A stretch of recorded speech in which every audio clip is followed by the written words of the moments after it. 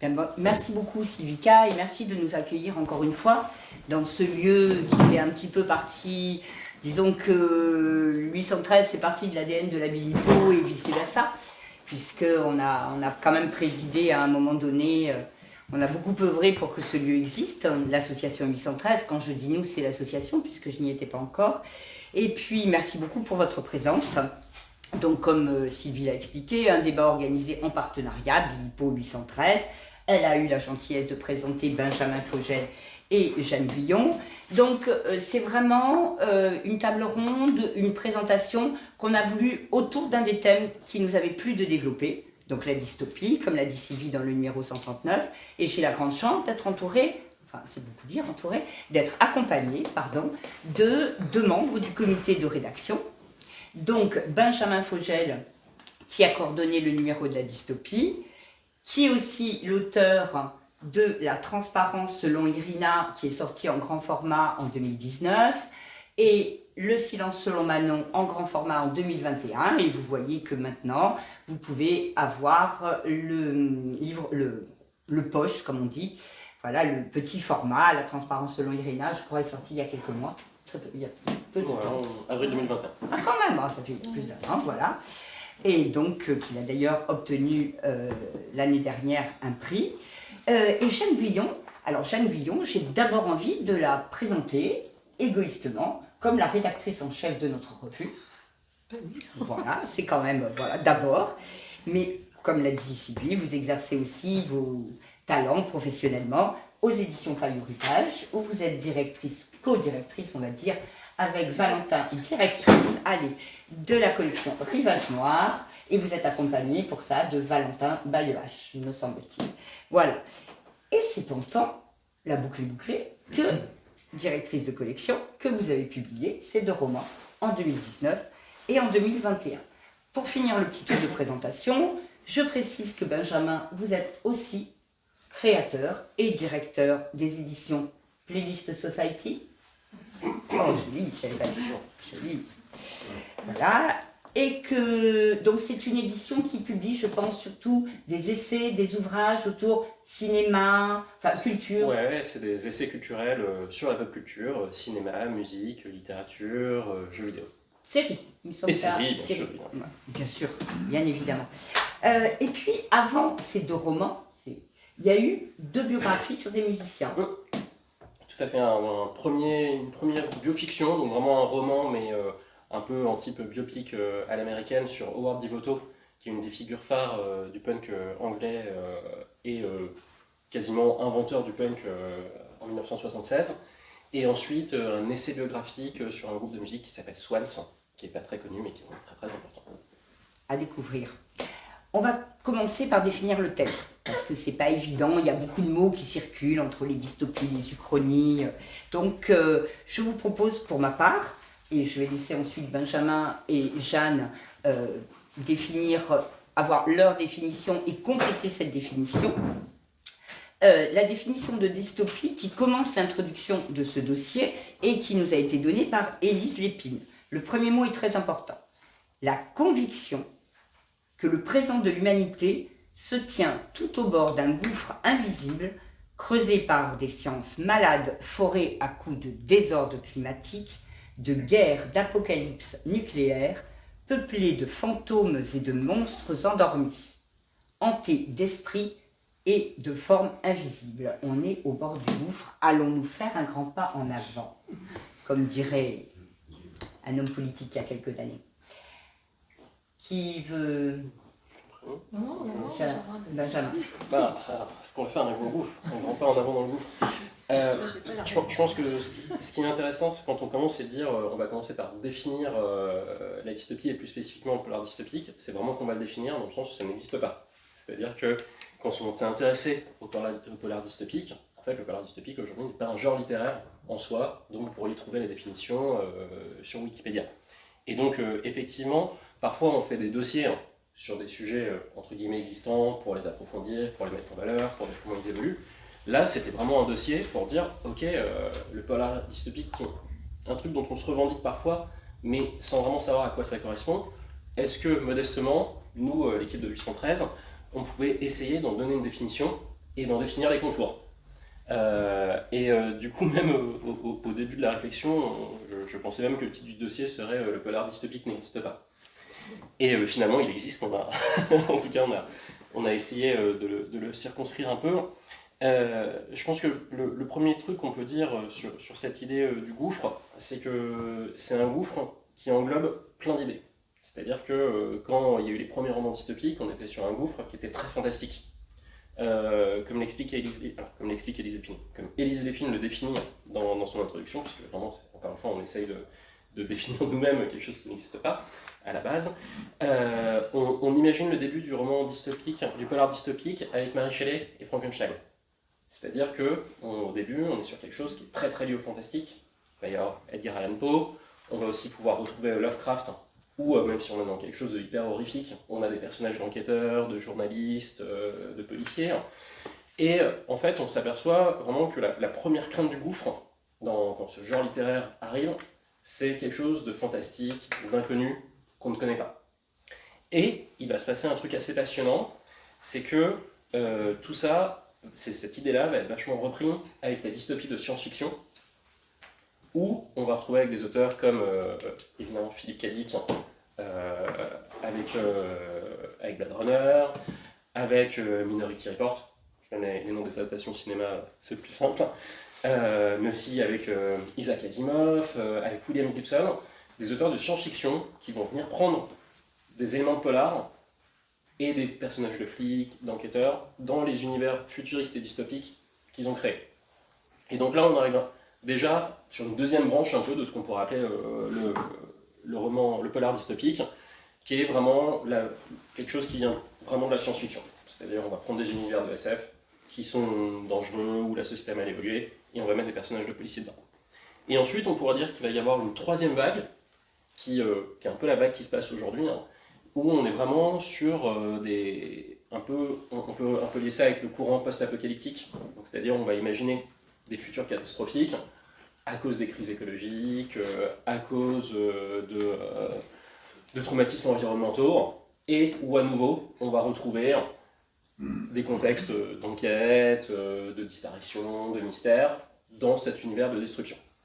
Et donc en fait, quand on fait ce petit rappel historique, en fait, ce qu'on s'aperçoit, c'est que ce gouffre dont on parle, en fait, il peut se matérialiser de plein de façons différentes, et qu'en fait, c'est l'existence du gouffre et pas sa nature qui va définir le genre du polar dystopique.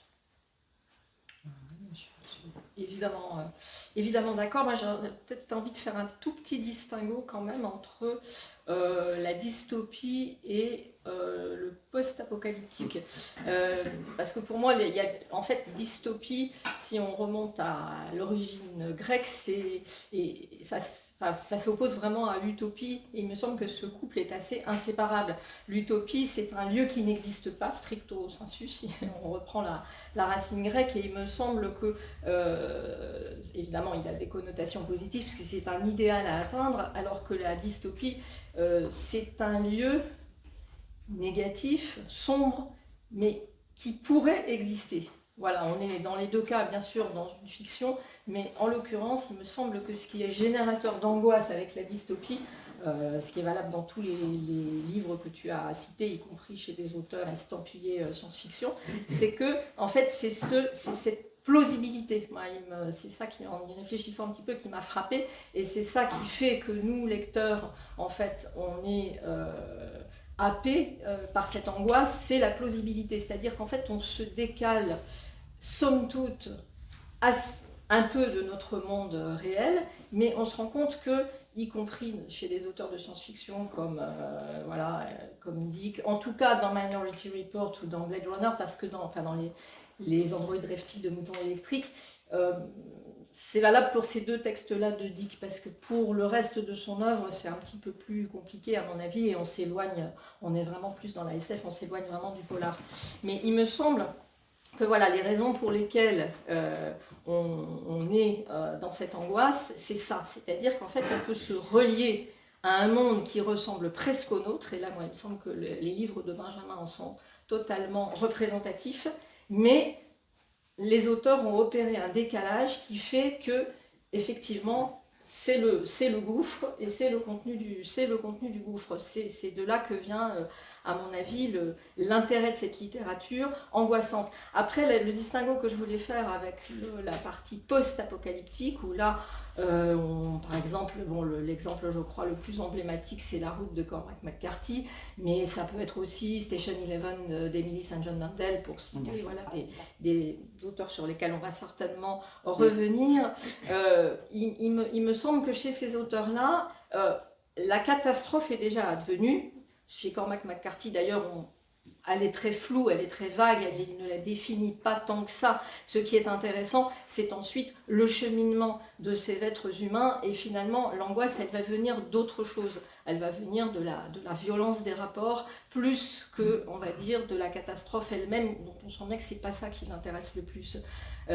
Et je dirais que dans notre sujet, pour le recirconscrire, du polar dystopique, en tout cas, voilà, du roman noir dystopique, on va dire, ce qui nous intéresse, en fait, c'est, je pense qu'on aura l'occasion d'y revenir avec les futures questions de Corinne, mais ce qui nous intéresse, en fait, c'est quand même que ces auteurs, qu'ils soient estampillés SF, qu'ils soient estampillés polar, ce qui les rapproche, à mon avis, c'est une vision de la société qui est politique. Voilà, enfin, je m'arrête là parce qu'on va sûrement revenir on va là-dessus revenir par la à suite. ce terme politique. Vous avez tous les deux cité quand même le nom de science-fiction. Vous avez dit que, voilà, en fait, on abolit quand même un petit peu les frontières entre eux, justement. Il y a un mot qui n'a pas été cité, je suis un petit peu étonnée, c'est le mot anticipation. Anticiper au lendemain, comme dirait Ballard, j'écris dans un quart d'heure. Oui, c'est sûr. Bon, là, voilà. le décalage, en fait, est un décalage, j'allais dire, la plupart du temps futuriste. Mais il y a des exemples de rétro-futurisme. En fait, c'est, voilà, Oula, c'est un retour vers le futur, ça. La plupart du temps, effectivement, c'est des anticipations d'un futur, voilà, le contenu du gouffre dont parlait Elise. Ouais, ou parfois d'anticipation en fait qui sont tellement présentes qu'en fait on ne sait même plus si c'est quelque chose qui est en train d'arriver ou si c'est un truc qui est censé arriver demain ou dans une semaine. Ou dont on a entendu parler il n'y a pas si longtemps que ça. Exactement, mais on en parle peut-être si on reparle de Tous complices, le livre de Benoît Marquisio, tout à fait, c'est voilà. de l'uberisation de la société et de ce qui se passe chez Deliveroo avec les applications de commande en ligne, de comment ça crée des conditions de travail ignobles. Et en fait, il imagine en gros une nouvelle fonctionnalité dans ces applications-là qui va accroître le côté dystopique que peuvent avoir cette société moderne. La déshumanisation. Mais voilà, et quand on dit bah ok, l'anticipation, on a un pas, c'est juste l'invention d'une nouvelle fonctionnalité dans une application qui existe déjà. Voilà, on est vraiment dans une chose, on peut dire que c'est l'anticipation du présent en fait, quoi. Et vous, c'est bien parce que vous anticipez justement, je reprends ce terme, la question suivante, c'est-à-dire finalement, par rapport à tout ce qu'on vient de définir, il est tout à fait normal que les auteurs de romans noirs actuels, je parle bien de romans noirs, s'emparent de ce futur proche parce que c'est aussi dans les genres littéraires les écrivains et les auteurs qui scrutent peut-être le mieux les travers et les tragédies de nos sociétés actuelles. Et qui se rendent compte que demain, ça ne va pas être rose. C'est déjà noir et ça va l'être encore plus. Ce qui est intéressant, c'est que, là je réponds pour le coup spécifiquement sur le travail de Benjamin, c'est que, en fait, moi j'ai l'impression qu'il y a peu d'années, somme toute, qui se sont écoulées depuis que tu as écrit La transparence selon Irina, où tu faisais, comme je disais tout à l'heure, c'est un univers qui nous est quand même encore familier. Voilà, on n'est pas dans une science-fiction complètement délirante et qui est éloignée de notre quotidien. Mais pour autant, le monde a changé. Et j'ai l'impression que ce qui est décrit dans ce roman, qui me paraissait quand même un petit peu futuriste, effectivement, avec un bon pas de côté, eh bien, c'est en train d'advenir. Et c'est ça qui est peut-être le plus perturbant aussi dans les romans dystopiques, c'est qu'on se rend compte que les années passant, les choses se rapprochent de plus en plus de notre quotidien, ou notre quotidien se rapproche de plus en plus des romans. Pour l'illustrer un peu, en fait, La transparence selon Irina, ça se passe en 2058, donc c'est quand même dans un vrai futur. Et on est dans une société où on a l'obligation de s'identifier avec sa véritable identité sur Internet. C'est-à-dire que l'anonymat sur Internet a complètement disparu. Et à partir du moment où on s'identifie avec sa vraie identité sur Internet, ça fait que l'intégralité des choses et des données qu'on produit sont reliées à l'identité et partagées publiquement. Et pourquoi ça? Parce qu'en fait, on est dans une société qui est un peu dans une dérive de ce qui existe déjà dans les entreprises aujourd'hui. C'est-à-dire que le plus important, c'est de capitaliser de la donnée et de piloter avec les chiffres, avec des indicateurs. Et on rentre en fait vraiment dans des gouvernements qui pilotent avec ces indicateurs pris à partir des données que les gens déposent en ligne. Et en fait, c'est devenu tellement important le fait d'avoir sa propre identité en ligne qu'à l'inverse, les États autorisent les gens à être anonymes dans la réalité. On leur demande plus leur carte d'identité, ils ont le droit d'utiliser des pseudonymes dans la réalité. On est vraiment dans complètement l'inverse du mode de fonctionnement aujourd'hui. Mais en fait, c'est vrai que depuis que le roman est sorti, il y a 3 ans, tous les signaux donnent qu'on va vers une société où on va capitaliser de la donnée et que c'est un but en soi. Combien de fois moi je travaille dans une grande entreprise française et combien de fois on est en réunion et on lui dit ok, alors au niveau de la data, qu'est-ce qu'on va capter, qu'est-ce qu'on va faire, comment on va la stocker, où c'est qu'elle va être, comment on va la dupliquer, et à un moment on dit ok, mais en fait c'est pour faire quoi? Ah mais c'est pas grave, on va capitaliser la donnée et un jour ça nous servira quoi. Et on est dans un truc, et en fait on s'aperçoit à la limite, parfois j'ai l'impression qu'on travaille, qu'on développe des services juste pour avoir de la donnée sans raison derrière quoi. Et ça en fait c'est hyper dystopique, parce qu'en fait on est dans un truc de perte de sens, de déshumanisation, et où en fait le sens de la vie devient alimenter une machine avec des données sans savoir pourquoi, avec en revanche le risque qu'un jour ces données soient vraiment utilisées, se retournent contre nous, ou peut-être pas. En fait, peut-être qu'en fait on est juste dans un truc, dans un non-sens total qui débouchera sur rien, mais en tout cas il y a un truc en oxygène dedans. Oui, tout à fait. J'allais dire l'implantation aussi généralisée des compteurs Linky. On dit ah mais bon, ces données, on n'en fait rien pour le moment, etc. Et, sauf que en fait, c'est exactement la même chose. Les données sont collectées. Après, le truc, c'est qu'en fait, on ne sait pas si c'est positif ou négatif. Si demain on nous dit qu'il faut utiliser les compteurs Linky pour entre guillemets fliquer la consommation énergétique des gens par rapport à la question des crises écologiques et tout ça, on sera à la fois dans quelque chose de dystopique, vraiment de contrôle des personnes directement chez eux et tout ça, et peut-être dans un truc qui sera positif à terme pour la société parce que ça permettra de réduire les consommations, de sortir de la crise. Donc en fait on est dans quelque chose, des choses, la question de la donnée, en fait, la donnée n'est pas néfaste ou bonne, en fait, c'est juste ce qu'on en fait. Et globalement, quand on parle de dystopie, et que Jeanne disait que c'est très lié à l'utopie, en fait, pour moi, un bon roman dystopique est aussi un roman utopique. Ouais. C'est-à-dire qu'en fait, il faut que l'univers, pour qu'il soit crédible, présente les deux facettes de ça. Moi, en tout cas, ce que j'essaie de faire dans la transformation de Irina, c'est qu'il y a une majorité qui est très heureuse dans ce monde-là, parce qu'en fait, ils se sont grandis dans un monde où la notion de vie privée avait un peu disparu, que en fait, il y a plein de choses en fait qui sont très importantes pour nous, mais qui sont des marqueurs sociaux, qui sont constitutifs de notre éducation, de la manière dont on grandit. Et en fait, inventer des mondes dystopiques, mais où en fait les gens ont grandi dedans, et que ce qui nous choque nous, en fait les choque peut-être pas du tout, et qui sont très heureux dans ces mondes-là, je trouve que ça crée des choses intéressantes, et donc voilà. En tout cas le couple... On n'est pas dans le manichéisme, il me semble que les bons romans dystopiques sont justement des romans qui traitent de cette ambiguïté. C'est-à-dire qu'effectivement, là, l'exemple par exemple du conteur, il est totalement parlant, il y a des aspects positifs. De même, je me souviens de réactions de lecteurs à la publication de La transparence selon Irina, où certains le voyaient comme une utopie, vraiment, et d'autres comme une dystopie totalement effrayante. Donc, ce qui prouve que le roman est réussi, c'est-à-dire qu'il y a vraiment les deux aspects, et je pense que c'est comme on disait tout à l'heure, c'est totalement inséparable. Vous disiez, Jeanne, tout à l'heure qu'il y a des romans qu'on a lus il y a 3-4 ans, puis on a l'impression vraiment que le temps s'est raccourci et qu'on y est en plein dedans. Moi, je pense à une anecdote, c'est que Peter May a publié, me semble-t-il, je crois que c'est en 2021, un roman qui s'appelle Quarantaine, mais ce roman a été écrit il y a 10 ans sur une pandémie avec un nouveau variant d'un virus de la grippe. Il a écrit il y a 10 ans, il l'a, je crois, présenté à 4 éditeurs qui l'ont tous refusé pour irréalisme. Donc en 2021, l'éditeur qui l'a publié est très content. En fait, il y a même mieux, il y a la pièce de théâtre de cet auteur tchèque qui est absolument formidable et que je recommande, qui s'appelle Karel Capek, et qui, en fait, cette maladie blanche, c'est une pièce de théâtre dans laquelle il est question d'une maladie venue de Chine qui touche en priorité les personnes âgées, en tout cas de plus de 50 ans, et c'est quand même extrêmement troublant quand on lit cette pièce, qui a un côté très, très ironique et tout, mais de se dire, le sujet de la pièce, c'est vraiment les réactions des gouvernements, réactions des gens, etc. Est-ce que la marchandisation va s'emparer de l'épidémie? C'est vraiment, moi j'ai trouvé ça troublant, franchement. Alors, je vais poser une question là, on va pas le dire. Vous imaginez que ce roman a été écrit quand? 1930.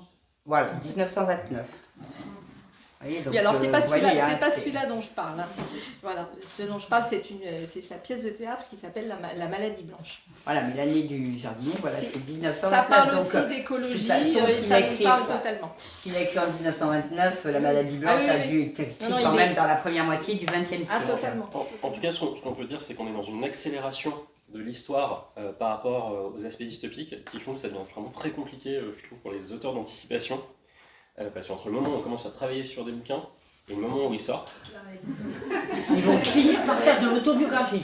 là, je viens de finaliser une première version du tome 3 de ma trilogie sur la transparence, et j'avais un élément qui était le fait que l'extrême droite se revendiquait dans le futur sur un parti ultra démocratique.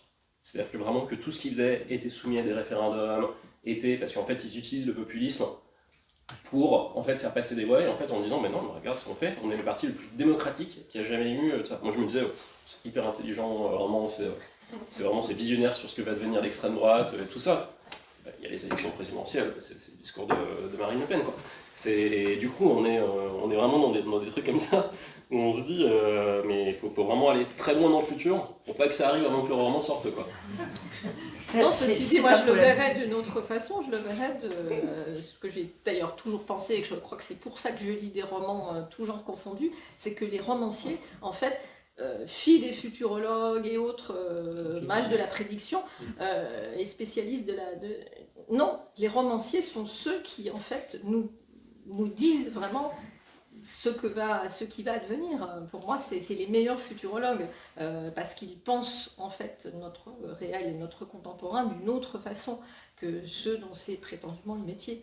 Donc en fait, ça justifie votre activité. Alors pour rendre crédit juste aux futurologues, c'est en tout cas personnellement, moi la manière dont je travaille, c'est que je lis énormément d'essais et énormément de travaux de futurologues, et en fait la fiction va venir apporter une couche qui permet parfois de fusionner l'ensemble, et donc effectivement parfois d'être un peu plus visionnaire, non pas parce que nos idées sont hyper intéressantes et hyper intelligentes, mais parce qu'en revanche on fait une synthèse aussi de plein de choses que d'autres gens ont travaillé, et qu'on essaye de créer un système à partir de tout ça.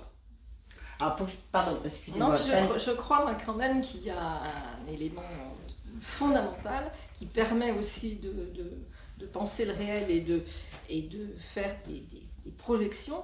Je crois que c'est la capacité qu'ont les romanciers à l'imaginaire, que n'ont pas forcément. Les essayistes font des modélisations, et elles sont parfois extrêmement intéressantes, et qu'on ne me fasse pas dire que je n'ai pas dit, parce que les essayistes sont des gens, voilà, pour ceux qui sont bons, sont très intéressants, c'est pas ce que j'ai voulu dire, mais que le fait que les romanciers aient cette capacité à l'imaginaire leur permet de faire des projections voilà, que des gens qui sont des modélisateurs de systèmes ne font pas forcément.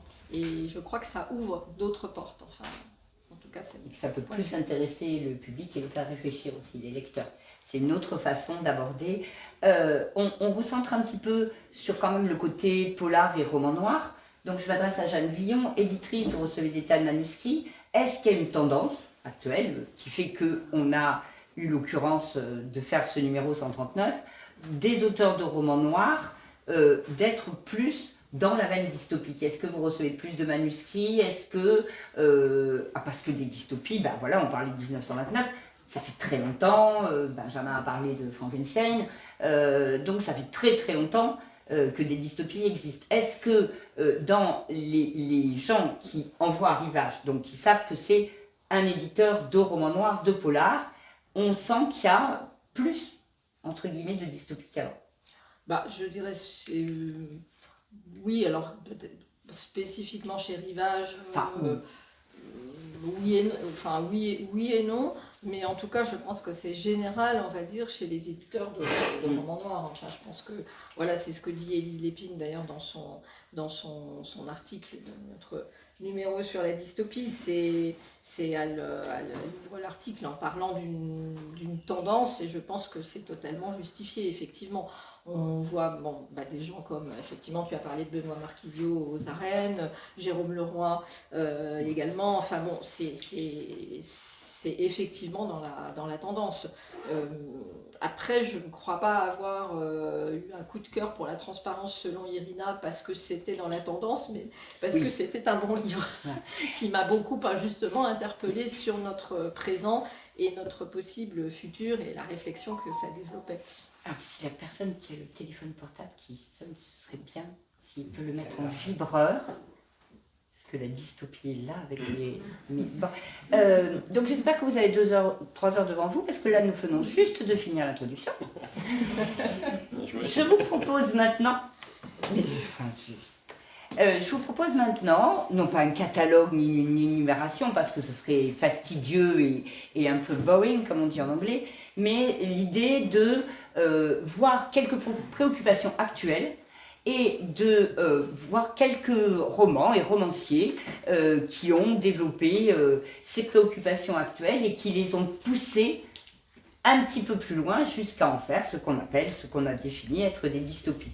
Alors justement, Jeanne, éditrice, une de vos autrices, Emily St. John Mandel, ont parlé de Peter May de quarantaine. Moi, j'aimerais bien qu'on évoque Station 11. Évoquons Emily St. John Mandel parce que justement, ça répondra un tout petit peu aussi à la question de l'évolution du genre vers ce type de centre d'intérêt.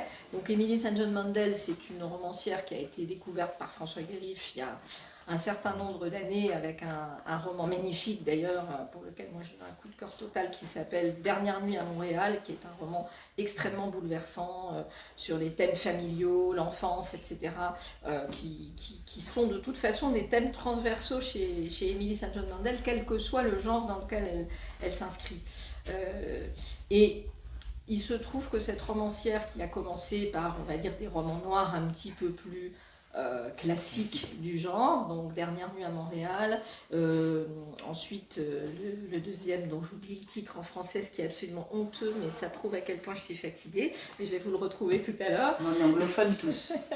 Et les variations Sébastien, donc voilà, qui parlent c'est toujours des intrigues assez ramifiées, mais enfin on va dire voilà, d'un groupe de jeunes, de drogue, de thèmes assez contemporains. Et puis ensuite elle écrit On ne joue pas avec la mort, le tome 2, qui est un livre absolument formidable et qui parle justement déjà de la déshumanisation du monde à travers les gens dans les entreprises que l'on met au placard. Voilà, il y a un personnage principal, c'est un personnage qui est mis au placard, mais il y a toutes sortes d'autres choses dans ce livre. Voilà. Donc 3 romans qui sont à la base, on va dire, des romans noirs dans une veine assez classique. Et puis ensuite, elle écrit Station 11, effectivement. Ce roman dont je ne sais pas s'il faut le traiter de dystopique, en tout cas post-apocalyptique, c'est sûr, puisqu'elle imagine en fait... c'est le prologue du livre, elle imagine une épidémie pour le coup de grippe tellement foudroyante, à peu près, qui se répand encore plus vite que la grippe espagnole, et qui décime quasiment toute la population mondiale. En gros, il reste à peu près 1% d'êtres humains vivants sur la planète. Et donc on suit, pour ceux qui n'ont pas encore lu ce merveilleux roman qu'il faut vous précipiter pour acheter immédiatement à la fin de la séance, et donc on va suivre un groupe de survivants, mais c'est pas du tout la route de Cormac McCarthy, un groupe de survivants qui en fait vont jouer de la musique au fil de leurs étapes et qui vont jouer du Shakespeare. Voilà. Qu'est-ce qu'ils ont finalement? Et puis évidemment, il va se passer toutes sortes de choses, les relations entre eux. Mais ce qui est intéressant aussi dans la construction de ce livre, c'est qu'elle fait des retours vers le passé, c'est-à-dire vers le monde d'avant. Il y a toujours aussi cette question, moi il me semble que si on veut les bons romans dystopiques, c'est des romans qui traitent aussi qui ont aussi une forme de mélancolie. Pour moi, c'est pratiquement dans tous ceux que j'ai lus et qu'on peut ranger dans cette case, il y a cette question de la mélancolie. On est forcé de penser, on est plongé dans le gouffre créé par le romancier, mais on est aussi forcé de penser à notre monde, au monde d'avant. Ça fonctionne en synergie. Et c'est pour ça aussi que c'est fort, et que ça nous interpelle, et que normalement ça nous touche, et que ça crée une émotion. C'est exactement ce qu'elle fait dans Station Eleven, mais c'est ce que fait aussi Jean Egland dans La Forêt, chez Gallmeister, qui est aussi un très bon livre que je vous recommande, un petit peu dans la même veine, donc de ces livres où l'apocalypse est arrivé, et qu'est-ce qui se passe avec les survivants. Alors on a tous en tête une apocalypse qui pourrait arriver avec le dérèglement climatique. L'environnement est un des thèmes qui est développé par des auteurs de romans, et particulièrement de romans noirs. Alors, pour l'instant, c'est assez plombant, mais on va un petit peu alléger l'atmosphère avec deux auteurs qui ont commis deux romans, même plusieurs romans, mais particulièrement ceux-là, qui sont plus enjoués parce qu'ils utilisent la veine comique. Il y a Sébastien Gendron sur l'environnement avec Fin de siècle, qui est un délire mais totalement angoissant, puisqu'il ressuscite des mégalodons. Je sais pas, Benjamin, si vous voulez dire un mot ou... Voilà, c'est un roman qui utilise aussi la veine politique. On reviendra au mot politique souvent. Oui, alors, en fait, c'est plus généralement parce que je pense que l'autre livre auquel tu pensais, ça doit être le livre de Sophie Hénaf. Exactement, alors peut-être je finis avec Sébastien Gendron et je vous laisse ça. Voilà, donc Sébastien Gendron imagine que entre le dérèglement climatique et quelques savants fous, des mégalodons qui étaient des espèces de méga gros requins réenvahissent les mers et les océans de la planète, et qu'il n'y a plus que la Méditerranée qui est un lieu vivable. Donc il n'y a plus de pêcheurs, il n'y a plus de pêche, les poissons ont tous été bouffés, et il y a simplement un grand lac qui est fermé par deux grilles. Et qui c'est qui occupe les bords de la Méditerranée? C'est pour ça que je parle d'un roman aussi qui a une dimension politique et une réflexion. Ce sont les ultra riches qui peuvent se payer les bords de la Méditerranée, qui sont safe, qui sont donc sans danger, alors que les 7 ou 8 milliards d'autres êtres humains subissent catastrophe sur catastrophe. Donc ça est paru chez Gallimard, oui, à la série noire, je crois. Voilà, donc il y a l'année dernière. Et puis, dans cette même veine de penser à l'environnement, il y a le roman de Sophie Hénaf, qui s'appelle Loin d'extinction. Alors Sophie Hénaf, certains l'ont peut-être découvert avec sa veine des poulets grillés. Alors elle sort complètement de cette série pour parler de cette voie d'extinction. Oui. Pardon. Oui, non, mais on s'est intéressé à ces deux romans parce que la dystopie sert à alerter sur ce qui se passe aujourd'hui, sur ce que pourrait devenir le monde demain. Mais vu qu'on est dans une situation où on a l'impression que la dystopie va arriver quoi qu'il arrive, le fait qu'il y ait des auteurs et des autrices qui commencent à écrire des romans de dystopie qui dédramatisent par l'humour, ou qui en jouent, ou qui vont utiliser de cynisme, ou tout ça, tout en conservant le fond politique propre au genre, voilà, je trouve que ça montre bien à quel point le genre s'est ancré. C'est-à-dire que dans un courant littéraire, le moment où le courant est suffisamment installé pour qu'on en fasse des récits humoristiques, des parodies, des choses, pour moi c'est un peu le point de confirmation de la réalité du courant. Et surtout, ça montre un truc qui pour moi est super important avec la dystopie, c'est que la dystopie, et c'est peut-être pour ça qu'il y a une tendance en ce moment au-delà de la question politique, c'est que c'est un genre littéraire qui peut vraiment tout englober. C'est-à-dire que vous êtes le fait d'être dans le futur, ça vous donne des possibilités imaginaires qui sont folles. Le fait que vous allez pouvoir faire énormément de politique, de récits sociaux dedans, vous allez pouvoir vraiment explorer les comportements humains et psychologiques, parce que comme vous êtes dans une dystopie, vous avez changé un paramètre de la société, et vous regardez comment les humains ils réagissent par rapport à ça. Donc vous pouvez aussi faire du roman d'amour, du roman d'amitié, moi typiquement j'ai un personnage de psy, enfin c'est... et donc, et du coup il y a beaucoup de littérature blanche aussi dans la dystopie, et donc en fait quand vous dites que vous faites un roman dystopique, potentiellement c'est un roman qui va être à la fois du roman noir, du polar, de la science-fiction, de la littérature blanche, et même aujourd'hui du roman comique. Et voilà, en tout cas, moi, du coup, peut-être de manière un peu optimiste, hein, je me dis que si le roman dystopique marche autant aujourd'hui, c'est plus dans un désir de vouloir, des lecteurs et des auteurs, de vouloir s'affranchir des barrières, que parce que c'est forcément un miroir de notre terrible société actuelle. Ah non, non, je pense qu'effectivement, comme tu disais, c'est une confirmation, c'est un laboratoire qui est vraiment intéressant.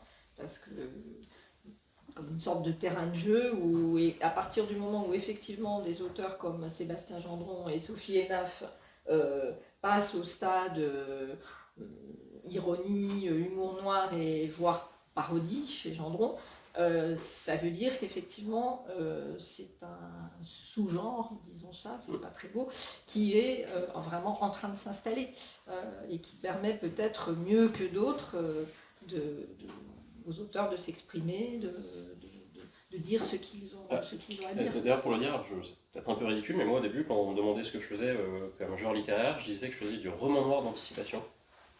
Et maintenant, je dis pas l'art dystopique tout le temps. C'est vraiment le terme est rentré pour moi dans le... Vous parliez de littérature blanche, moi j'aimerais qu'on évoque, alors là on va entrer un petit peu dans un thème qui est politico, guerre technologique, enfin ce qu'on subit quand même pas mal en ce moment, mais là encore où des auteurs essayent d'explorer les conséquences. Il y a un roman que j'ai découvert grâce à vous, et qui n'est pas un roman noir, c'est 2034. D'Elliot Ackerman, c'est ça, Ancien Marine. C'est un roman américain qui est sorti, je crois, au début de l'année ou fin 2021. C'est pareil, encore une fois, en lien avec ce que disait Jeanne sur la manière dont les auteurs sont vraiment tellement raccord avec l'actualité et souvent la précède de pas très longtemps. C'est un roman qui imagine la Troisième Guerre mondiale, et comment elle pourrait démarrer entre les États-Unis et la Chine. Et il est sorti en début d'année, et moi je l'ai lu, j'ai commencé à le lire le lendemain du début de la guerre en Ukraine, et sur les mécanismes, sur comment ça arrive, les montées des tensions, le fait que chaque fois il y ait une riposte un peu plus forte, des mesures économiques, puis des mesures militaires, puis tout ça, je me disais, en fait on est dans un truc où c'est... je sais même pas si c'est même plus de l'anticipation, quoi. On a vraiment l'impression que le mec est juste en train de faire un rapport de guerre un peu en avant de qu'est-ce qui pourrait se passer. Et c'est le fait de le prendre vraiment. Il l'a écrit en plus, alors lui c'est un ancien marine, mais il l'a écrit aussi avec un commandant de l'armée américaine pour vraiment être sûr d'être hyper réaliste sur comment se passeraient les choses, sur comment seraient prises les décisions au plus haut niveau, sur à quel moment intervient le président des différents pays concernés. Il suit ça à la fois du point de vue américain mais aussi du point de vue chinois. Et c'est assez glaçant, quoi. Oui, parce que totalement plausible. Oui, c'est ça, on parlait de la plausibilité. Et depuis qu'il est sorti, pratiquement chaque semaine sort un indice qui nous fait penser que tel chapitre, ça y est, on y est, quoi. Ouais, et puis ce qui est fou, c'est que, mais c'est pareil quand on travaille avec beaucoup d'essais, quoi. C'est-à-dire qu'en fait, la matière sur laquelle on travaille l'anticipation est peut-être une matière encore plus réelle que dans la fiction contemporaine, classique.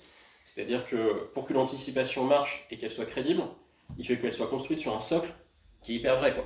Et donc les auteurs d'anticipation, on travaille ce socle avec vraiment on le nourrit pour avoir un truc qui soit en béton armé et qui crée du coup le trouble. Parce qu'en fait, vous avez tellement d'éléments que vous pouvez en dire « mais c'est quoi ce truc-là ?» Et vous tapez sur internet et vous voyez qu'en fait ça existe vraiment, que c'est pas une invention de l'auteur. Et qu'en fait, au fur et à mesure, vous dites qu'en fait, dans ce roman, il y a 80% des choses qui existent et l'auteur, il a inventé que 20%, quoi. Voire moins de 20%. Oui, donc, non, mais c'est pour ça que la question de la plausibilité dont on parlait tout à l'heure est très importante, vraiment centrale. Et 2034 l'illustre très bien sur ça. Ouais.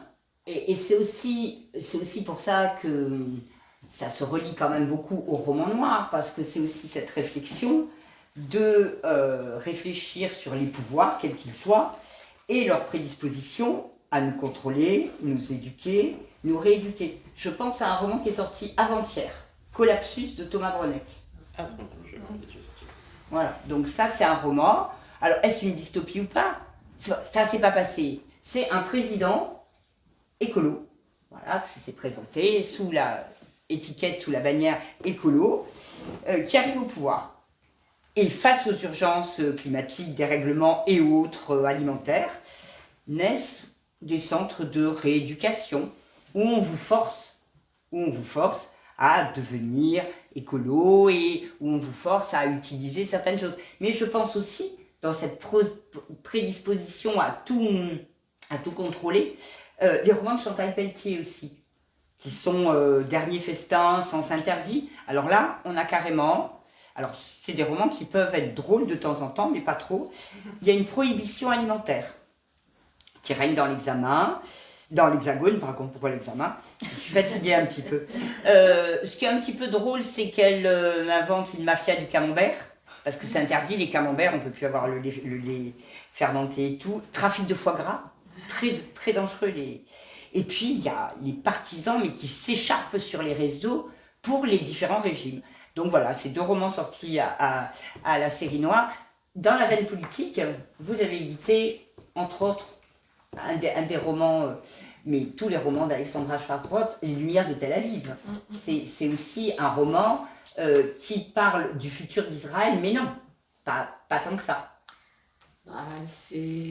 Oui, enfin disons que c'est un futur qu'on n'a pas du tout envie que ça se réalise, mais pour autant, Alexandra Schwarzbrot, qui est donc la rédactrice en chef adjointe de Libération et qui a été pendant plusieurs années correspondante de Libé en Israël et qui connaît évidemment très très bien ce territoire et qui a vu au fil des années et avec consternation les religieux et partis religieux soutenus par les Russes prendre, quand je parle des Russes, c'est les Russes implantés en Israël, prendre de plus en plus d'influence.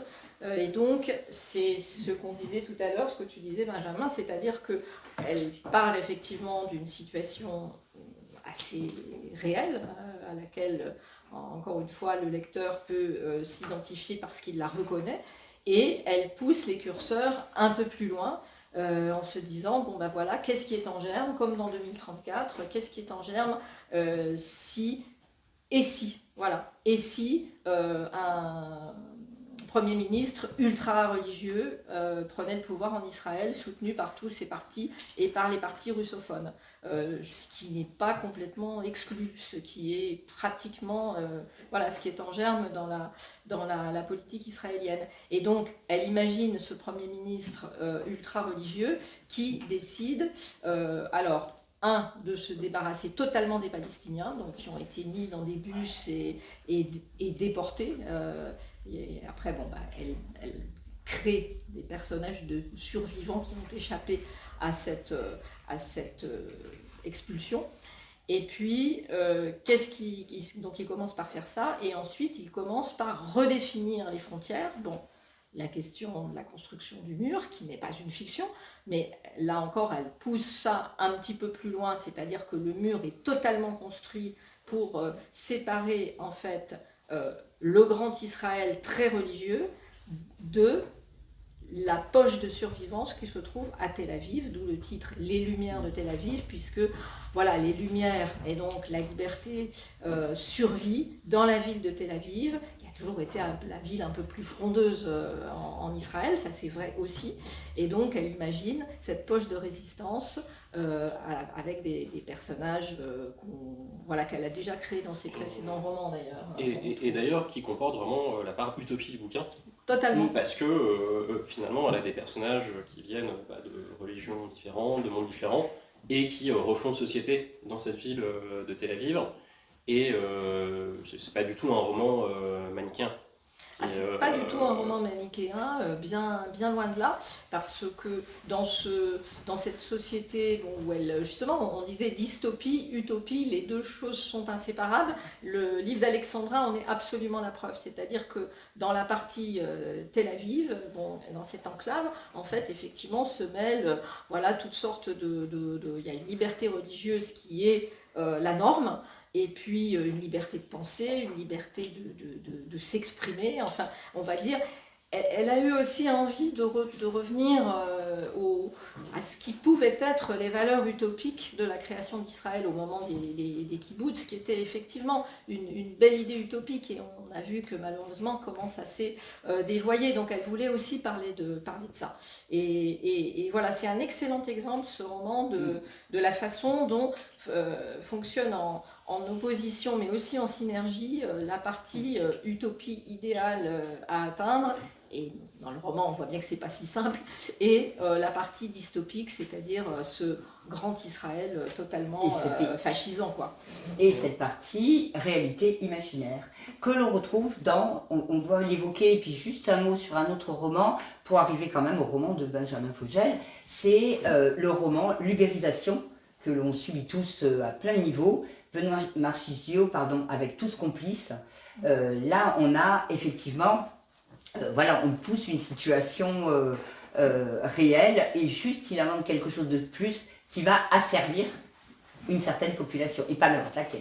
Ouais, on en a un peu parlé, mais donc pour revenir, pour dire exactement ce qu'il a inventé, en fait, l'idée c'est que dans les applis Deliveroo, il y a une nouvelle fonctionnalité qui sort. Si le livreur est 2 fois en retard, de suite, il perd les accès à son compte. Et donc, eux sortent cette fonctionnalité en mode, si vous respectez bien le contrat et tout ça, que les choses se passent bien, vous conservez votre compte. Mais l'entreprise fait ça pour pousser les livreurs à livrer plus vite, à gagner en productivité et tout ça. Et cette idée, forcément, met les livreurs dans un contexte social de compétition entre eux. Il y en a du coup qui sont en scooter, qui poussent des motos pour gagner du temps. Et puis on vit vraiment les courses de livraison à vélo avec un vrai enjeu pour les personnes dont c'est le travail. Et puis à partir de cette idée-là, on regarde tous les impacts que ça a sur la société. Donc comment le truc est repris par les médias, il y a un avocat qui va essayer de défendre la cause, il y a une personne qui va essayer d'enrôler plusieurs personnes qui font du vélo pour commencer à monter en gros un système capitaliste à l'intérieur même de l'entreprise qui propose ça. Il y a quelqu'un qui va réparer les vélos, et voilà, en fait, on est vraiment dans un truc de reconstituer un système social complet à partir d'un changement dans une application. Et donc ça, je trouve ça assez brillant. Ah, c'est un roman très brillant, parce qu'il y a effectivement une micro-société des livreurs, quoi. On peut le définir comme ça. Sorti il y a 2 ans chez Equinox. Tout à fait. Et du coup, ça me permet, je voudrais juste faire une petite digression en lien avec ça, mais qui me paraît très importante, c'est que quand on fait un roman d'anticipation, comme le fait Benoît ou comme le font les autres romans qu'on a parlé, il y a des choix politiques qui sont hyper forts. C'est-à-dire, les dérives qu'on va imaginer, on est dans la prospection politique un peu, dans le projectif politique. Et du coup, ce qui est très dur avec l'anticipation, c'est de trouver le bon curseur entre la crédibilité politique et quelque chose qui en revanche pourrait s'avérer dangereux. Parce que en fait, dans l'anticipation, vous pouvez facilement devenir complotiste. C'est-à-dire prendre un événement du quotidien qui peut être inquiétant, ou en tout cas qui peut générer des discussions, et pousser les curseurs à fond, et en faire transformer la société en quelque chose de dystopique à cause de ça. On pourrait très bien, j'en ai pas vu, mais j'imagine que ça va déjà exister, imaginer des romans qui imaginent une société totalitaire suite à la crise du Covid où tout le monde est obligé d'être vacciné, machin, et voilà, et prendre ça et le transformer en quelque chose de... Donc Et en même temps, quand on parle de dystopie, vu qu'on imagine le pire, on est bien obligé de réfléchir à des choses qui vont mal se passer, quoi. Donc en fait, définir à quel moment les choses vont s'arrêter et à quel moment elles restent encore crédibles, et à quel moment ça devient vraiment n'importe quoi, c'est un des enjeux. Et je pense que dans les romans qu'on a parlé, et c'est pour ça qu'on les aime beaucoup, c'est que ce curseur est placé avec beaucoup d'intelligence. Alors, curseur placé avec beaucoup d'intelligence, je ne vais pas vous jeter des fleurs, c'est le cas de ces 2 romans qui sont une réflexion très très importante sur quelque chose qui nous a servi déjà beaucoup, asservi en un seul mot, pardon. C'est les réseaux, et je voulais juste citer, avant de commencer à parler de ces romans, de Mise à jour. Je ne sais pas si c'est un livre que vous avez lu, de Julien Capron, où tout le monde est noté, c'est un livre qui est sorti il y a quelques années au Seuil, tout le monde est noté sur Eval en fait. C'est le marqueur social ultime. Et ça permet de tout faire. Et entre autres, une des personnages principales, qui est connue et tout, elle veut adopter un enfant. Et comme son éval n'est pas assez bonne, et ben, elle va se retrouver en difficulté. Parler du futur pour évoquer les dangers et les réseaux. On va parler de la transparence selon Irina, du silence selon Manon dans le désordre, parce j'aimerais aller de l'opacité à la transparence, mais il y a une idée, il y a une réflexion sociologique, philosophique et politique sur les réseaux actuels qui vous a mené à ces deux fictions. J'aimerais connaître la genèse, si c'est possible. C'est possible, mais c'est hyper long parce que c'est... Ah, j'ai dit 3 heures, hein. Non, là, en fait, la transformation d'Irina, donc j'ai un peu raconté le pitch. En fait, je vais parler 2 secondes de la transformation d'Irina, mais en fait, on suit un personnage qui s'appelle Camille, qui est ni homme ni femme, mais pour la simplicité de l'échange à l'oral, c'est possible que je dise elle, qui est très présente sur les réseaux, et c'est quelqu'un qui débat beaucoup en ligne, et sur les réseaux, elle est bras droit d'Irina Leboski, Irina qui donne son nom en titre, qui est la grande philosophe et essayiste du futur. Et en fait, Irina et Camille en fait, sont un peu des redresseuses de tort sur ce qui est devenu Internet. Et on est dans une société qui débat énormément, qui est très dans l'écrit, dans le débat politique. Et du coup, ces 2 personnes font un peu la loi. Et en fait, ça suit la relation toxique entre Irina et Camille. Parce qu'en fait, Camille, qui est le bras droit d'Irina, est en fait aussi complètement sous sa coupe, dans une relation d'amour-haine et tout ça. Et en même temps, Irina est un personnage hyper mystérieux. Parce qu'il est caché dans le réseau. Parce qu'il est caché dans le réseau, qui ne s'exprime jamais physiquement, qui est vraiment un personnage complètement éthéré, quasiment dématérialisé. Alors que Camille, en revanche, est un personnage très vivant, quoi, qui a une identité anonyme dans la réalité, qui du coup est un peu dans une relation très toxique là-dessus. Je vous coupe parce qu'il y a un mot qui me semble-t-il très important, elle est sous la coupe. À un moment donné, vous dites, Camille dit « je suis la disciple ». C'est pas bénin ce nom, je suis la disciple d'Irina. Exactement. Et en fait, d'où vient tout ça? C'est que, en fait, entre 2008 et 2013, j'ai été complètement sous la coupe de quelqu'un qui s'appelait Ulrich sur Internet, qui a été mon mentor à tous les niveaux. Je peux pas vous raconter l'histoire en entier parce que ça spoil complètement la fin du livre. Donc je vous la raconte pas. Mais en gros, c'était moi j'écrivais beaucoup sur la musique en ligne, et c'est quelqu'un quand j'étais jeune, quand j'ai commencé à écrire sur la musique, qui a commencé à m'insulter vraiment publiquement en disant que les jeunes de ma génération connaissaient rien à la musique, qu'on ne devrait pas avoir le droit de s'exprimer publiquement sur des disques. Et en fait, dès que c'était quelqu'un qui était assez connu en plus sur Internet, donc c'était très humiliant pour moi et assez dévastateur. J'ai beaucoup perdu confiance en ce que je faisais. J'avais 26 ans, et lui était très connu. Je ne comprenais même pas pourquoi en fait il s'intéressait à moi, quoi. Et en fait, je suis un peu rentré dans le lard en lui disant très bien, si je suis nul, maintenant ce que je vais faire, c'est qu'à chaque fois que je vais publier un papier, avant de le publier, je vais te l'envoyer. Et tu le reliras, tu me diras ce qui est nul, je retravaillerai. Et puis comme ça, tu arrêteras de dire que mes papiers, c'est de la merde, quoi. Et en fait, il a dit oui, mais en fait, il a commencé à prendre une sorte de contrôle psychologique sur moi, en dans un truc un peu intello, hein, de questions sur la musique, puis sur la littérature, puis sur le cinéma, et en fait, il m'a vachement formé, quoi. En fait, c'était vraiment quelqu'un de brillant, je parle au passé parce qu'il est disparu, mais qui, en fait, peu à peu, a essayé de détendre le contrôle sur ma vie privée, sur mes relations amicales, parce qu'au début, on est vraiment passé sur un truc je te conseille ce qu'il faut écouter, je te conseille à qui il faut traîner, je te conseille qui doit être tes amis, et à la fin, on était tu devrais pas te marier avec cette personne, et machin, quoi. Voilà, et donc en fait d'où vient le livre, et c'est assez intéressant par rapport aux conversations qu'on a eues, c'est qu'il vient vraiment purement de la réalité, quoi. En fait, c'est hyper autobiographique, et donc on est déjà dans ce truc de en fait, l'anticipation vient totalement du présent. J'espère que je ne vais pas avoir des révélations du même type dans Le silence selon Manon. Si aussi. Si aussi. Super.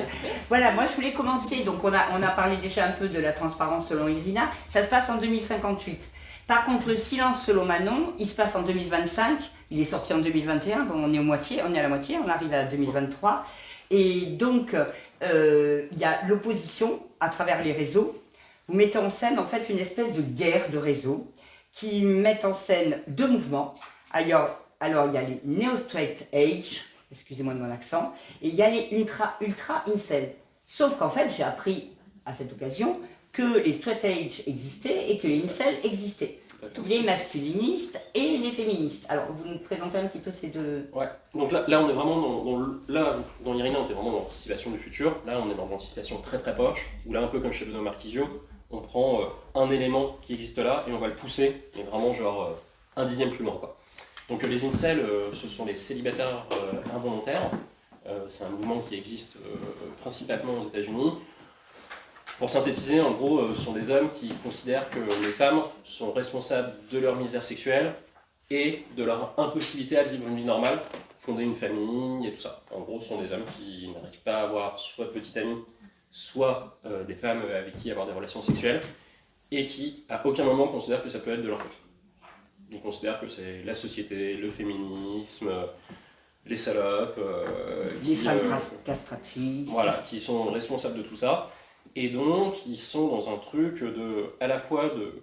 C'est pas vraiment une guerre politique, c'est plus une guerre idéologique qui prend beaucoup de place sur des forums, sur les réseaux, et qui malheureusement se déporte de plus en plus dans la réalité aux États-Unis, puisqu'on en est aujourd'hui à date à 6 attentats incel, en gros, qui se traduisent par un mec qui va prendre une mitraillette et aller les tirer sur des femmes dans un cours de yoga pour être un martyr de la cause incel de toutes ces femmes jolies qui entretiennent leur corps pour aller coucher avec des hommes riches, des mâles alpha, et qui laissent de côté les incels. Il n'y a pas eu un crime incel en Angleterre? Alors, il y a eu, Oui, il y a eu un crime incel. Il y a eu, Alors, je mitigé parce que la personne qui a commis le crime était un incel, mais on ne pense pas que le crime en fait était forcément lié à son idéologie. Et donc, du coup, il se passe un truc hyper intéressant chez les incels, dans la réalité aujourd'hui, c'est que les incels commencent à se dire « Ok, ce qu'on va faire, c'est qu'on va s'entraider pour coucher avec des filles. » Et donc, là, on rentre dans un truc où ils font du coaching entre eux, ils font des ateliers, ils vont à la musculation ensemble. Alors, ils sont pas du tout dans un truc de se dire « Les filles ne couchent pas avec nous, on n'arrive pas à sortir avec des filles parce qu'on est débiles. » Ils se disent « C'est parce qu'on n'est pas assez riche et qu'on n'est pas assez musclé. » Comme dirait Coluche, un muscle de cerveau. Et donc, ce que j'imagine dans Le Silence sur Manon, c'est que suite à cette décision, il y a une scission chez les incels. Donc il y a une partie qui se disent « Ok, on va changer pour réussir à coucher avec des filles », et l'autre moitié, les ultra-incels, les vrais incels, quoi, qui disent « Non, nous ce qu'on veut, c'est qu'on nous aime, c'est que les filles nous aiment pour ce qu'on est, quoi. On est des boucons et il faut que les filles nous aiment pour ça, quoi. » Et eux se radicalisent vraiment politiquement, quoi, en disant voilà, que Après, je pense que dans le bouquin, là, je les caricature un peu, mais en fait, ce sont des hommes très malheureux, très mal dans leur peau. Il y a de très très beaux chapitres sur un des personnages qui est complètement paumé. Voilà, et qui est en fait un mec gentil, mais qui juste ne comprend pas. Lui, il veut juste rencontrer quelqu'un, il veut même pas coucher avec des filles, quoi. Il veut juste rencontrer une fille avec qui fondre un foyer, avoir une vie normale. Ça documente quand même beaucoup la solitude de ces jeunes gens, enfin jeunes et moins jeunes. Qui est atroce et qui décide de porter cette solitude sur le plan politique, en disant ok, c'est un vrai problème de société et tout ça. Et en face de ça, on va suivre un groupe de Neo-Straight Edge. Donc le Straight Edge, c'est aussi un courant musical qui existe, qui existe maintenant, enfin qui existe depuis quelques années, depuis une trentaine d'années. En gros, c'est un courant musical très violent, de musique hardcore, où la musique est très très brutale, un peu dure à écouter pour la plupart des gens, même si moi j'en suis particulièrement friand. Et où il y a un courant idéologique dedans qui dit qu'il ne faut pas boire, pas fumer, pas prendre de drogue, pas avoir de relations sexuelles en dehors de relations amoureuses, parce que tout ça éloigne de la vérité, de l'engagement politique, de l'engagement artistique. Et donc on a un courant qui est quand même un peu border, parce que c'est un courant qui est très progressiste dans ses idées, mais qui en même temps est très élitiste, très on impose des règles, très dogmatique et tout ça. Et donc j'invente une nouvelle version de ce courant, mais qui est assez proche de la réalité de ce qui se passe d'ailleurs depuis que le livre est sorti dans le courant Straight Edge, où on vient rajouter à ça, en plus, un engagement écologique et un engagement pro-féministe. Et donc du coup, les néo-Straight Edge, forcément, vont commencer dans leurs chansons à se foutre de la gueule des ultra-incels, qui eux sur les réseaux vont commencer à les insulter. Et en fait tout ça va commencer à déborder dans la réalité. Et on va retrouver un peu ce qu'il y a eu dans les années 70 et 80, c'est-à-dire des combats entre des punks antifascistes et des skinheads qui se retrouvent à la sortie des concerts pour se battre, pour tout ça. Et avec, au milieu, qu'est-ce qu'on a au milieu? En fait, on a des femmes qui sont harcelées en ligne, qui se retrouvent prises dans un combat, mais en fait qui n'est pas le leur, parce qu'en fait finalement ce sont des mecs d'un côté qui se tapent avec d'autres mecs de l'autre au nom des femmes. Et voilà, et donc là-dedans on va suivre une galerie de personnages, et en fait les deux livres sont liés, parce qu'en fait à travers tout ça, ce que je raconte c'est une histoire de l'anonymat en France et dans le monde, et du fait qu'on est dans un monde qui est opaque, où les gens peuvent exprimer une violence, du harcèlement en ligne, sans jamais être arrêtés, et en fait qui va pousser, alors lié avec d'autres choses, la société à évoluer, et notamment le chanteur du groupe de musique, qui est aussi très engagé politiquement, à participer à un renouveau politique et à un système qui va remplacer le capitalisme, qui est le système de la transparence, qu'on retrouve 35 ans plus tard, complètement déployé dans Irina. C'est ça, ce qui est intéressant, c'est qu'en fait, la transparence selon Irina a été chronologiquement publiée d'abord, et le silence selon Manon ensuite, mais dans la fiction, on peut très bien commencer à lire le silence selon Manon, puisqu'il se passe avant la transparence selon Irina. En fait, la transparence étant une conséquence de ce qui se passe dans le silence selon Manon. Donc voilà, vous pouvez le lire dans un sens comme dans un autre. Mais je trouve vraiment intéressant là, par rapport à ce qu'on disait tout à l'heure justement sur les ambiguïtés, utopie, dystopie. Le silence selon Manon en est un très très bon exemple, parce que c'est ce courant straight edge, c'est magnifique utopie, ils sont pro-féministes, écologistes, etc. C'est presque trop beau pour être vrai. Et puis finalement, on se rend compte, je ne veux pas du tout dévoiler ce qui se passe évidemment dans ce roman, qui est par ailleurs sur le plan romanesque plein de rebondissements, mais on se rend compte qu'effectivement, la face sombre, c'est-à-dire pour le coup la face dystopique, va apparaître au fil des pages. Mais on parlait de l'opacité dans le silence selon Manon, c'est vraiment donc les pseudos. On peut tout dire parce qu'on va changer de pseudo, on passe d'un pseudo à l'autre. Et d'ailleurs, effectivement, il y a des échos parce que dans celui-là, il y a une phrase que j'ai relevée encore ce matin et qui dit « Ah bah oui, comme de toute façon, avec tous les pseudos, eh ben, ce qui n'a pas de mots, ça n'existe pas. Ce qu'on ne peut pas dire en termes de mots, donc ceux qui se cachent derrière les réseaux n'existent pas, donc ils peuvent tout faire. » Et dans la transparence, justement, vous citez un article de Samuel D. Warren, où vous dites, puisque vous le citez, « L'exposition publique de la vie intime d'une personne entraîne des blessures morales plus profondes que les violences physiques. » Et moi, c'est dans les deux bouquins, d'une manière et d'une autre, c'est une réflexion qui m'émeut beaucoup, parce que actuellement, il y a et vous l'avez dit, souvent des femmes qui se suicident pour avoir été harcelées sur les réseaux. C'est des adolescents. Des adolescents, c'est des hommes aussi, hein, mais il y a cette idée que voilà, le fait de se cacher, d'avoir ses pseudos et tout, ça autorise tout, et surtout l'ultra-violence. Ouais, en fait ce qui est assez intéressant, c'est que l'anonymat, à la base, c'est une valeur qui est hyper saine. Le fait de pouvoir s'exprimer anonymement sur la société sans encourir de risques, pouvoir dénoncer au niveau politique, c'est un outil de liberté qui est incroyable, l'anonymat, et ça fait partie des valeurs fondamentales d'Internet à la base, quoi.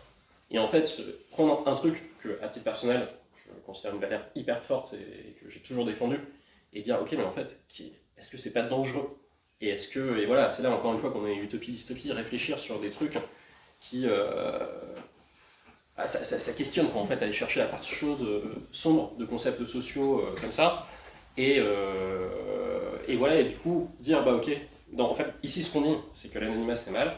Dans Irina, on dit, bah ok, qu'est-ce que ça donne une société sans anonymat ?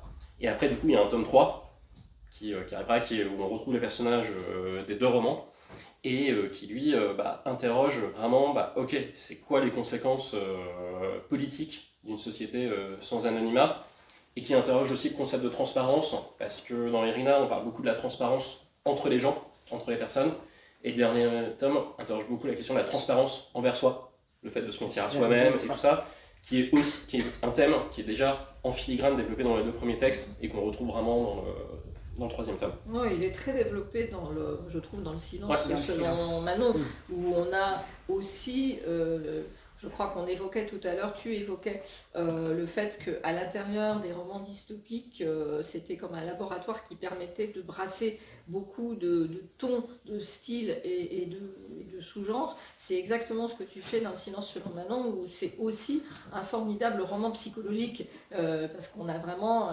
je ne vais pas trop en dévoiler, mais chez un certain nombre de personnages clés du livre, un caractère aussi assez introspectif de personnages qui croient se répondre à eux-mêmes et qui en fait se mentent à eux-mêmes. Et la question de la vérité et du mensonge dans les 2 livres, mais particulièrement dans celui-là, enfin, vous verrez qu'il y a un gros rebondissement à la fin qu'on n'attend pas du tout. Et ces questions, évidemment, elles sont traitées d'un bout à l'autre du livre et elles sont passionnantes. Alors le premier, et qui se passe donc 30 ans plus tard, donc en fait les États se sont emparés des réseaux.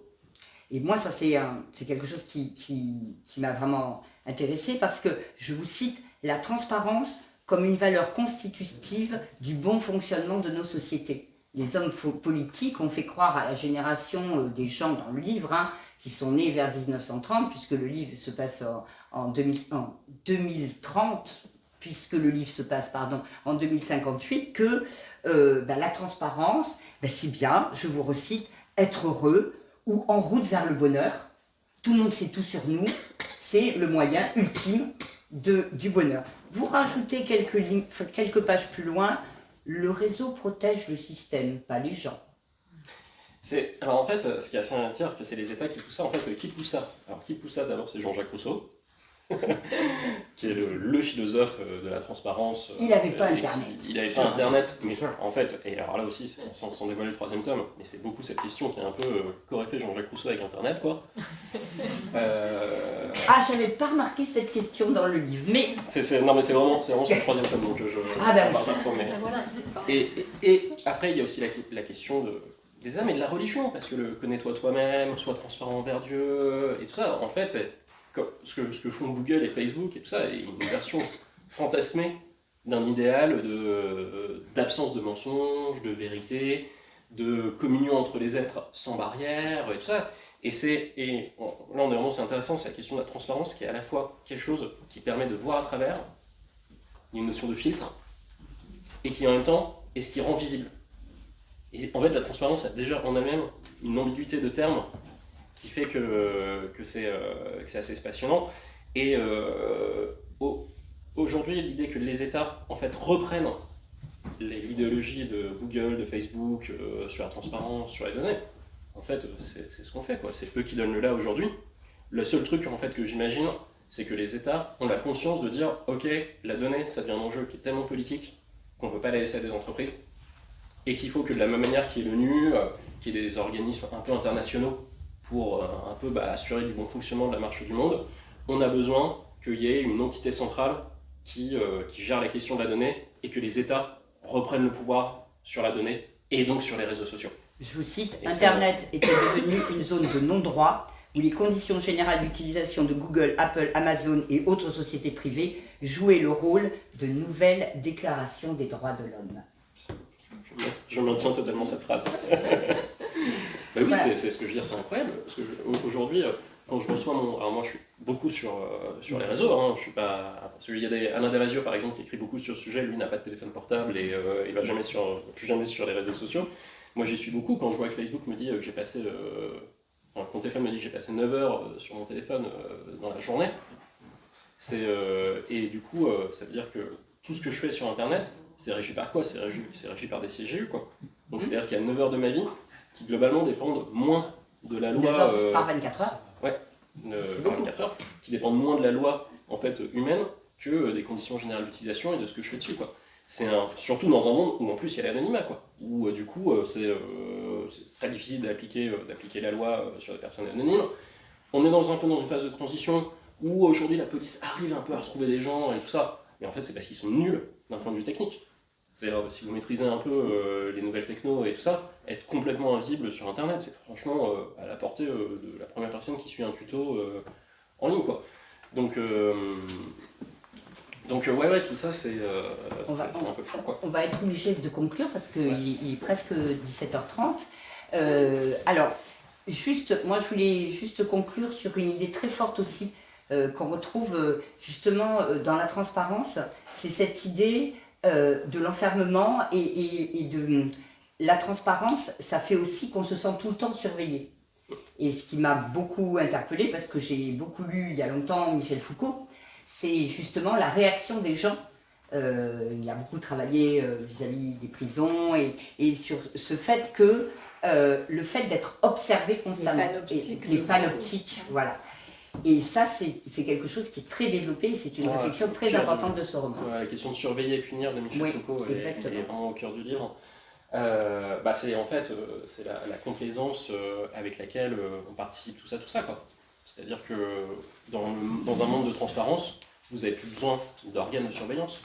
En fait, le monde est un organe de surveillance en soi. Et nous-mêmes, nous nous surveillons nous-mêmes.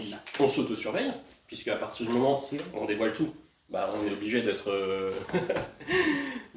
hyper raccord avec la loi et tout ça. On surveille les autres, on dénonce, on monitore, tout ça en plus est transcrit par des chiffres et par de la data.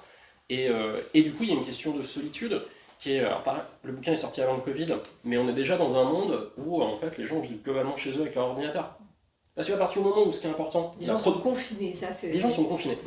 Dans le livre. Ils sont... Parce que, en fait, mais globalement, c'est ce que je vois au boulot, quoi, c'est ce que je vois avec le télétravail. En fait, moi, je travaille dans le web, ma valeur, c'est d'être derrière un ordinateur, soit à superviser des gens qui codent, soit à coder, soit à envoyer des mails. C'est-à-dire ma vie passe par la production de données. Je produis de la donnée tous les jours, tout le temps. Et c'est ma valeur dans la société, quoi. Ouais, avec les livres. Très fortement avec les livres. Mais ce qui est intéressant quand même sur c'est... cette histoire de transparence et d'autosurveillance, c'est que je t'en avais parlé là, de ce roman là, du russe Evgeny Zeryatin, si vous l'avez lu, qui s'appelle Nous autres, où il imagine pareil, une société dystopique pour le coup, où les citoyens vivent dans des maisons de verre et donc tout le monde surveille tout le monde. Et c'est en fait, j'ai vu un tel... pont entre ce roman et la transparence selon Irina, comme quoi c'est vraiment des thèmes qui sont au cœur de notre réflexion aujourd'hui. Ça. Alors vous voyez que tout ce qu'on a évoqué, c'est très large, donc je vais vous laisser la parole, mais avant, je voulais vous expliquer un petit peu la suite. Donc quand vous aurez posé les questions que vous avez envie de poser, je vous laisserai avec Benjamin. On a quelques livres à vendre, les livres en poche, La transparence selon Irina, et puis le grand format, celui qui est sorti en 2021, Le silence selon Manon. Et Benjamin, on lui prêtera un stylo pour qu'il puisse vous faire une signature transparente. Et puis je vous propose de rester avec nous, puisque à 18h, nous remettrons les trophées de l'association 813, donc 5 prix qui sont décernés chaque année par l'ensemble des adhérents et qui ont donc fini de voter le 28 août. Et on a les résultats depuis pas longtemps, donc il y aura une petite remise des prix. Et je remercie Jean-Hugues Pell d'œuvrer avec l'association 813, dont il fait partie, pour organiser cette remise de prix.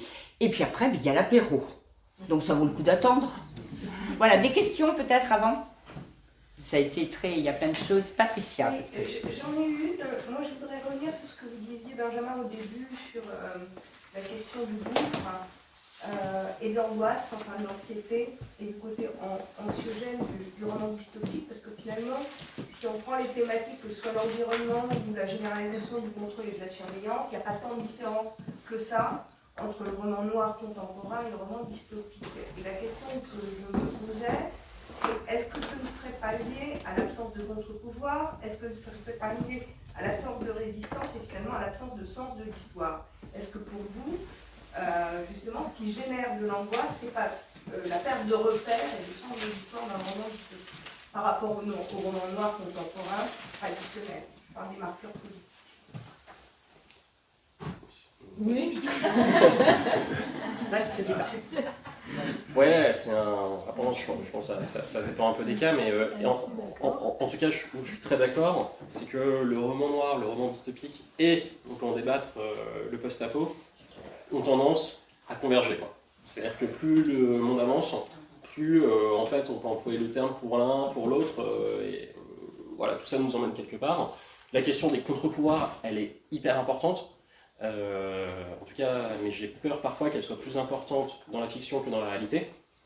On utilise beaucoup les contre-pouvoirs dans les romans, soit pour créer des antagonistes, soit pour créer des héros selon la situation.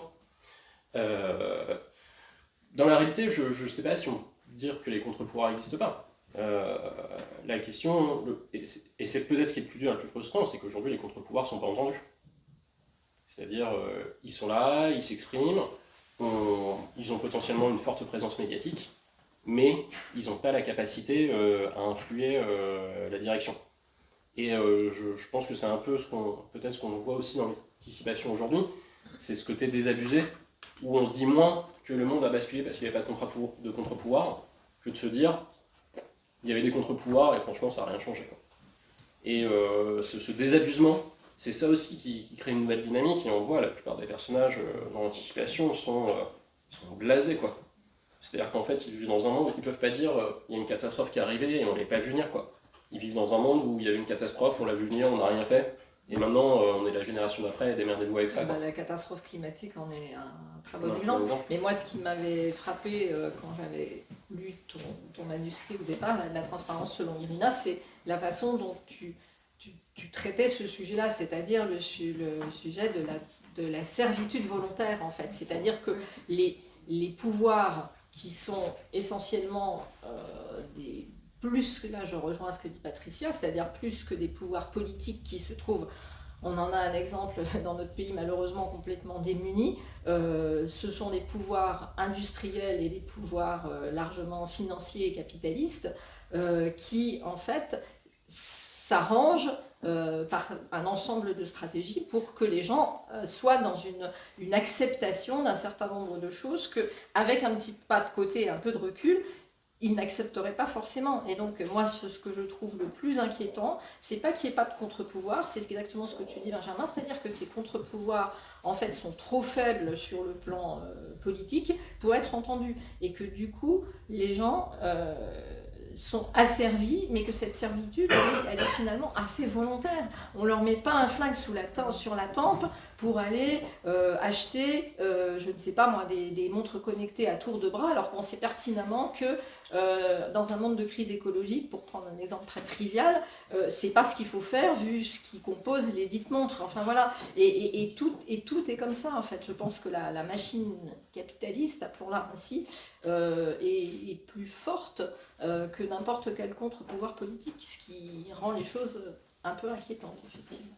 C'est-à-dire, on est tellement dans un système qui fait que le poids des gouvernements, de l'industrie et la servitude volontaire et parfois participative des personnes font que, et d'ailleurs il y a un très bon essai qui est sorti là-dessus, qui est sorti au PUF sur l'urgence climatique, qui en gros raconte ça, qui dit qu'en fait le fonctionnement du capitalisme fait qu'on ne peut pas sortir de la crise écologique. C'est impossible, parce que de toute façon, et pour le synthétiser un peu vulgairement, la crise écologique sera toujours vue comme une opportunité de marché par le capitalisme. Et moi c'est pour ça que dans un bouquin on change de système politique, parce qu'en fait le capitalisme est tellement cadenassé qu'en fait j'ai l'impression que dans le futur ce sera pareil mais en pire, mais que globalement ce sera pareil, quoi. Qu'on n'aura pas eu un changement de logique et que pour inventer de la fiction on est obligé de sortir du capitalisme, sinon j'ai presque envie de dire qu'on sait déjà comment ça va se dérouler, quoi. Comme au fond du gouffre. Ouais, comme au fond du gouffre. Voilà, on revient au mot gouffre, et par lequel on a commencé. Je vais finir sur les contre-pouvoirs. Il y a un truc qu'on voit beaucoup aujourd'hui, c'est la question de l'indignation. Quand il y a un scandale, on s'indigne. Et moi, je peux vous dire, je m'indigne un max. Mais genre, je m'indigne tout le temps, quoi. Je suis pas content, je suis pas d'accord, je le dis sur Twitter, je le dis sur Facebook, je le dis avec mes copains et tout ça. Je vais aller à une manif. Mais en fait, concrètement, le scandale il sort. Bon, on n'est pas content, il y a un autre scandale qui arrive 2 mois plus tard. C'est est-ce que la marche du monde, est-ce que la marche du pays, elle change? En fait, on s'indigne, mais moi je veux bien faire plus, mais en fait je sais pas quoi faire plus, quoi. J'ai l'impression d'en faire trop, en fait, de passer mon temps à râler, quoi. Donc moi en fait je suis comme les personnages, je suis désabusé, je me dis bon bah ok, j'essaye de faire les trucs pour rester droit dans mes bottes à mon petit niveau, mais je vois bien qu'essayer d'être moi-même un contre-pouvoir, ça change rien du tout, quoi. On s'en fout, quoi. Non mais là et dans cette politique, c'est dans ce désabusement. clairement. Parce qu'effectivement, je pense que les choses ne peuvent que dégénérer, désolé du pessimisme, mais parce que justement, les gens finissent par se rendre compte que l'indignation, tous les canaux sont ouverts en fait pour l'indignation. Vous pouvez vous indigner du matin au soir, c'est possible. Il y en a ici, moi je m'en doute. On est en train de le faire. Mais pour autant, comme le dit Benjamin, cette indignation, à force d'être sans effet, risque de provoquer des effets, à mon sens, beaucoup plus dangereux sur le plan politique, c'est-à-dire les dérives telles qu'on a pu les voir déjà dans le passé, hélas. Et ce qui est marrant, c'est que du coup, quand on dit que la dystopie, on doit alerter sur le futur difficile qui peut arriver et tout ça. Moi j'ai l'impression que le sujet sur lequel j'alerte le plus, c'est ça. J'alerte sur le désabusement. Pas tellement sur les évolutions politiques et tout ça, parce que bon an mal an, la plupart du temps, il y a des trucs bien, il y a des trucs nuls. Le monde avance un peu comme ça, avec des améliorations et des régressions. Et le plus inquiétant, c'est même pas, c'est pas ça du coup, c'est le désabusement. Je suis 100% d'accord. Moi, c'est pour ça que je te dis que voilà, je revendique la publication de tes livres haut et fort parce que je trouve que c'est un thème absolument central et qu'on est vraiment plongé dedans là pour le coup. C'est dystopique au sens où c'est inquiétant, mais ça n'est pas dystopique au sens où c'est 100% réel. Il n'y a malheureusement pas de fiction là-dedans. Oui, monsieur. Merci beaucoup pour vos échanges, vos informations.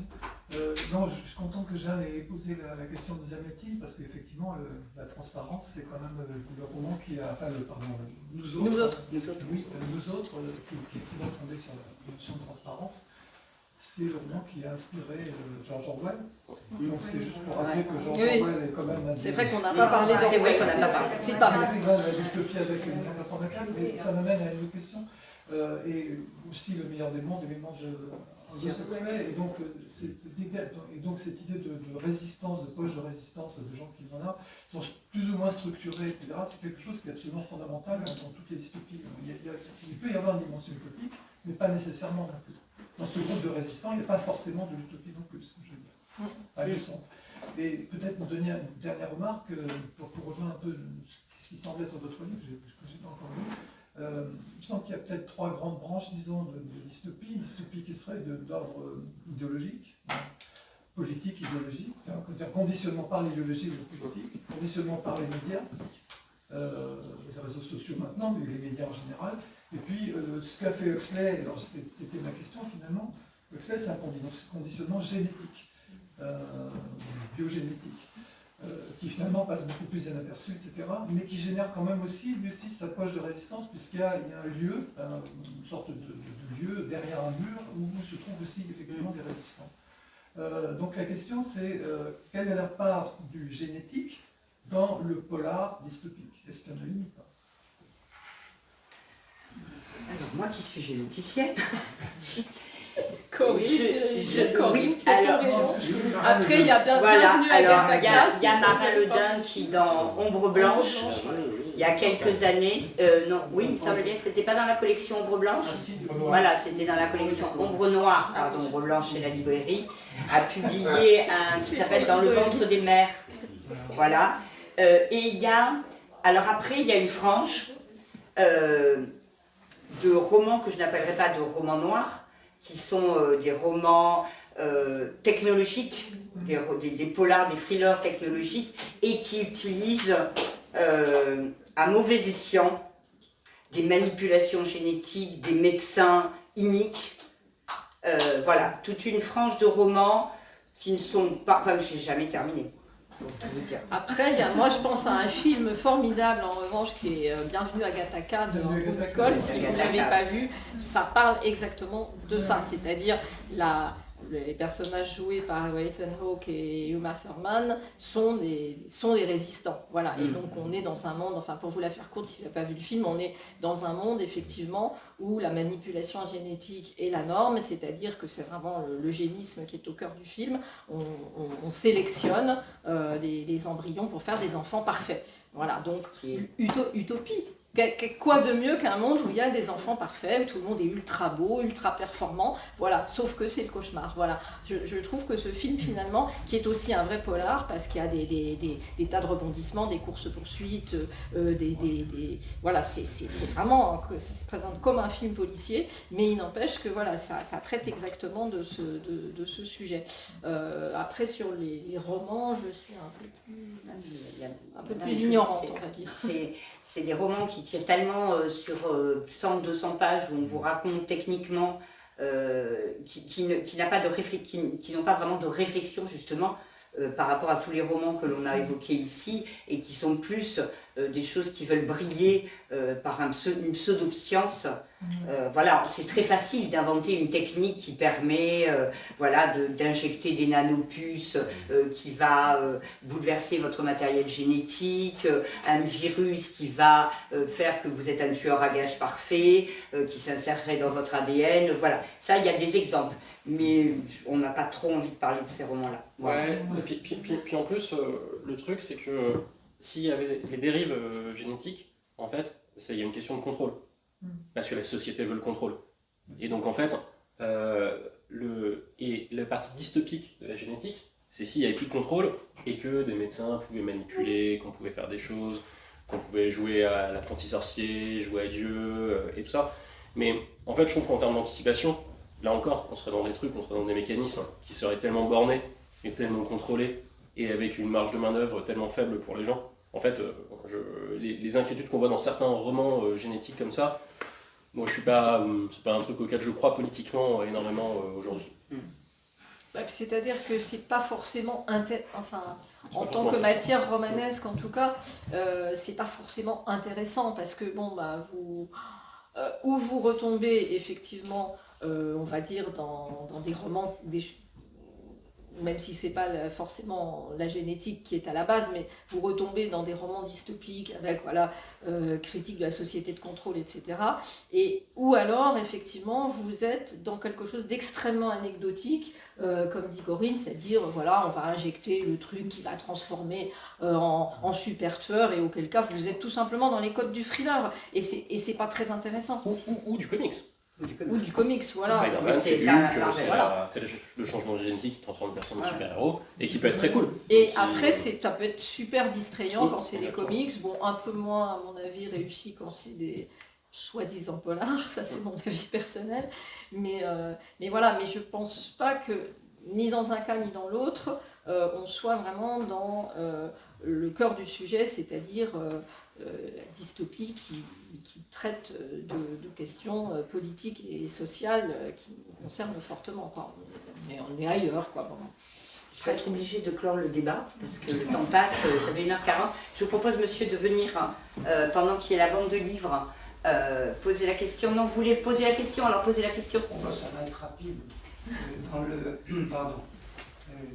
Un roman policier classique est généralement défini comme une découverte progressive d'un événement mystérieux. Voilà. Est-ce que dans ces romans dystopiques, etc., il y a encore suffisamment de mystère pour se rattacher un peu à une nouvelle de polar, ou est-ce que c'est bien sûr. Il y a plein de mystères, il y en a de plus en plus. Non, mais le mystère, c'est un ressort narratif. Non, parce que peut-être que quand on raconte tout ça, on a l'impression que les bouquins sont chiants et très intello. Il y a un peu de ça, hein, en termes de transparence. Mais dans l'idée, c'est censé être. Non, alors je vous assure, il y a plein de rebondissements. Vous avez des coups de théâtre à la fin d'un livre comme de l'autre. Il y a une mécanique narrative qui n'est absolument pas abandonnée. 2 personnages de flics très intéressants.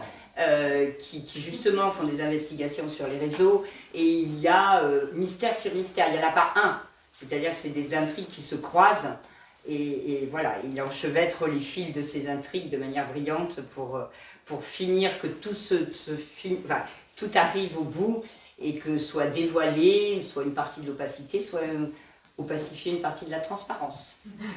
Ce sera peut-être le mot. Voilà. Voilà. Merci à Benjamin Causer.